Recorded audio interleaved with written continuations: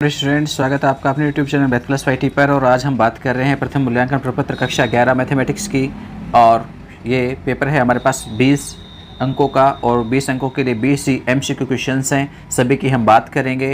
ये सभी हमारे पास सेट चैप्टर यानी पहले चैप्टर से है। यदि किसी ने चैप्टर नहीं पढ़ा है तो प्लीज़ हमारे चैनल पर आपको प्लेलिस्ट मिल जाएगी, आप वहां पर इसे देख सकते हैं। और साथ ही आपको इसका लिंक डिस्क्रिप्शन बॉक्स में भी मिल जाएगा, आप वहां से भी इसे पढ़ सकते हैं। हमने बहुत ही बेहतरीन और सरल तरीके से आपको समझाने की कोशिश की है। चलिए फिलहाल तो हम शुरू करते हैं आज के इस मूल्यांकन प्रपत्र को। देखिए, सबसे पहला प्रश्न कहता है निम्नलिखित में से रिक्त समुच्चय है। रिक्त समुच्चय को हम 5 से रिप्रेजेंट करते हैं, तो ऑप्शन से यहाँ पे सही है, तो आप यहाँ से कह सकते हो। सेकंड में कहता है यदि ए एक समुच्चय ए का अवयव है तो हम उसे ए बिलोंग्स टू ए लिखते हैं।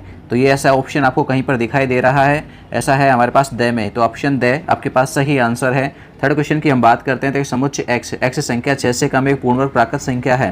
पूर्ण वर्ग होनी चाहिए और साथ में प्राकृत संख्या। पूर्ण वर्ग और प्राकृत संख्या 1 और 4 हैं जो कि 6 से छोटी हैं। ठीक है, प्राकृत संख्या 1 से शुरू होती हैं तो शून्य शामिल नहीं होगा, तो 1 4 कहाँ पर है, से में, तो आपके पास ऑप्शन से सही होगा।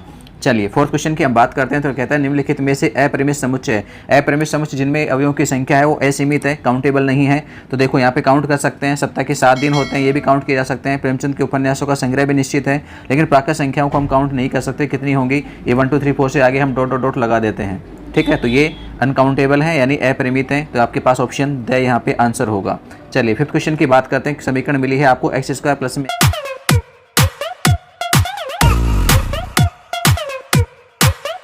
x - 2 = 0। इसके हल का रोस्टर रूप है। जब आप इस समीकरण को हल करेंगे तो आपके पास x के 2 मान आएंगे, 1 और -2, तो ये ही इनके हल हैं। तो इन हलों का जो समुच्चय बनेगा वो आपके पास ऑप्शन ए है, तो अतः आपके पास आंसर हो गया है ए। समुच्चय ए 0 1 2 3 4 कोटि पूछी गई है यहाँ पे इस सेट की। कोटि का मतलब होता है इस सेट में अवयवों की संख्या कितनी है, तो आप काउंट करेंगे तो आपके पास कुल मिला के 4 अवयव हैं यहाँ पे, तो आपके पास ऑप्शन ब सही है, तो ऑप्शन ब।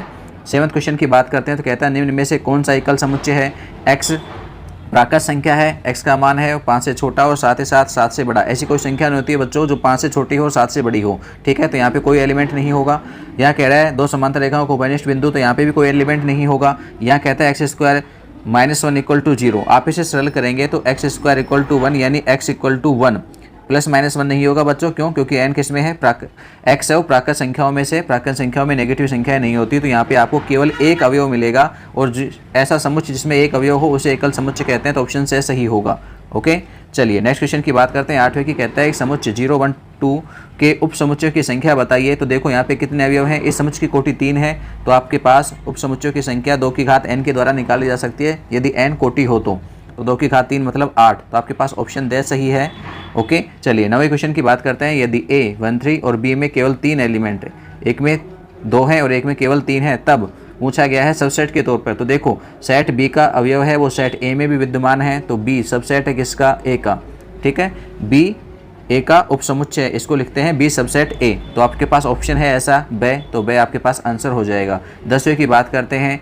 n z q और r इनमें सही क्रम है। तो देखो सभी में सबसेट की बात पूछी गई है, तो n सबसे छोटा समुच्चय है, उससे बड़ा z होता है, उससे बड़ा q और उससे बड़ा r होता है, तो इन्हीं में सबसेट का सिंबल लग जाएगा। इसी क्रम को आप आगे ढूंढ सकते हैं, कहाँ पर मिल रहा है ये रहा n z q और r, तो ये सही क्रम है इनका, तो ऑप्शन ब आपके पास आंसर हो जाएगा। बच्चों यदि आपको वीडियो पसंद आ रहा है तो प्लीज़ चैनल को सब्सक्राइब करें, बेल आइकन में ऑल प्रेस कर लें ताकि आगे आने वाली वीडियोज़ के नोटिफिकेशन मिलते रहें। और वीडियो अच्छा लगा हो तो कमेंट्स बॉक्स में लिख करके ज़रूर बताएं। और हाँ, वीडियो को लाइक करना ना भूलें, अपने दोस्तों के पास भी शेयर करा सकते हैं।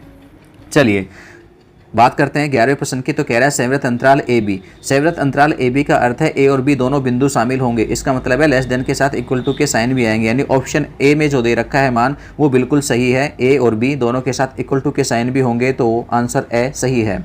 चलिए 12वें की बात करते हैं। एक समुच्चय मिला है फाई, उसका घात समुच्चय पूछा गया है। ठीक है, फाई देखो कोष्टक में फाई लिखा हुआ है, इसका मतलब इसमें यहाँ पर एक अवयव है, और जब एक अवयव होगा तो अभी बताया था सूत्र कि आपके पास उप समुच्चयों की संख्या 2 की घात n के रूप में होती है, तो 2 की घात 1 यानी 2 आपके पास यहाँ पे सबसेट बनेंगे। एक खुद फाई होगा, दूसरा खुद सेट होगा, तो आपके पास ऑप्शन ब सही है घात समुच्चय के रूप में। ठीक है, घात समुच्चयों से बनने वाला समुच्चय ही हो, उप समुच्चयों से बनने वाला समुच्चय ही घात समुच्चय होता है बच्चों, इसलिए उपसेट यहाँ पे 2 उप समुच्चय बनेंगे और उनके ऊपर मजला कोष्ठक लगाते हैं, वो बन गया घात समुच्चय। चलिए 13वें की बात करते हैं। यदि x समुच्चय y का उप समुच्चय नहीं है, x है वो y का सबसेट नहीं है। नहीं है तो हम काट देंगे। ऐसा कोई ऑप्शन यदि आपके पास है तो आपके पास सही आंसर है, यानी से, तो से आपके पास ऑप्शन सही होगा। 14वें की बात करते हैं। समुच्चय x R में से है और कह रहा है x की वैल्यू है वो -4 से और 6 के मध्य में है। तो देखिए -4 से बड़ा है लेकिन 6 के बराबर है, उससे छोटा है, तो -4 शामिल नहीं होगा क्योंकि इसमें इक्वल टू का साइन नहीं है। तो -4 की तरफ छोटा कोष्टक लगेगा और 6 की तरफ बड़ा। ऐसा कहीं ऑप्शन आपको मिलता है तो वो देखिए आपके पास ऑप्शन से है, तो यहाँ पे आंसर से होगा। ठीक है, चलिए 15वें क्वेश्चन की हम बात करते हैं। तो कह रहा है A 135 और B में है 356। तो A यूनियन B है। A यूनियन B में A या B के अवयव होंगे तो इसमें 1 आएगा, 3 भी आएगा, 5 भी आएगा और साथ में 6 भी आएगा। तो 1356 कहाँ पर है? ऑप्शन ए में है, तो आपके पास ए ही आंसर हो जाएगा। चलिए 16वें की बात करें तो कहता है A-E-I-O-U यानी स्वरों का आपके पास समुच्चय है और बी में E-I-P-M है। तो A इंटरसेक्शन B, इंटरसेक्शन में दोनों के उभयनिष्ठ अवयव होते हैं। उभयनिष्ठ क्या क्या है? E-I, तो आपके पास ऑप्शन में आंसर देखो E-I कहीं पर मिल रहा होगा, बै, तो बै आपके पास सही आंसर है। चलिए 17वें क्वेश्चन की बात करें तो कहता है कि एक सेट A है और एक अन्य सेट B है, तो A-B बताइए। A-B क्या होता है? सेट A के वे अवयव जो B में नहीं है। ठीक है, A के वे अवयव जो B में नहीं आते हैं। B में कौन कौन से आ रहे हैं? 2, 4, 6, 8, तो 2 हटा देंगे, 4 हटा देंगे और 6 हटा देंगे, क्या क्या बचा? 1, 3, 5, तो ऑप्शन ए आपके पास सही है। चलिए बात करते हैं हम 18वें में। यदि A, B और C तीन आपको सेट मिले हैं तब A intersection B union C। पहले हम B यूनियन C को देखेंगे। B यूनियन C का मतलब है B के अवयव या C के अवयव 1, 2, 3, 4 और उसमें इंटरसेक्शन करना है किसके साथ? 0, 1, 2 के साथ। तो देखो 1, 2 के साथ में आपको 1, 2 ही कॉमन मिलेगा, तो आपके पास ऑप्शन द सही है। ऐसा इंटरसेक्शन के रूप में ये मान जो आ रहा है, सेक्शन B यूनियन C का जो वैल्यू आ रही है वो आपके पास कितनी होगी? 1, 2 के रूप में होगी, यानी ऑप्शन द के रूप में होगी। 19वें क्वेश्चन की बात करते हैं तो कहता है यदि u मिला है आपको 1 से लेकर 8 तक की संख्याओं का एक समुच्चय और x मिला है 2, 3, 4, 5, 8, तब a का पूरक समुच्चय। पूरक समुच्चय कैसे निकाला जा सकता है? a' equal to u minus a के रूप में होता है, यानी u में से a हटा देंगे। a के अवयव कौन कौन से हैं? 2 है, 3 है, 4 है, 5 है और 8 है। इनको हटाने के बाद बचा क्या? 1, 6 और 7। ऐसा ऑप्शन है आपके पास ब, तो ब सही होगा।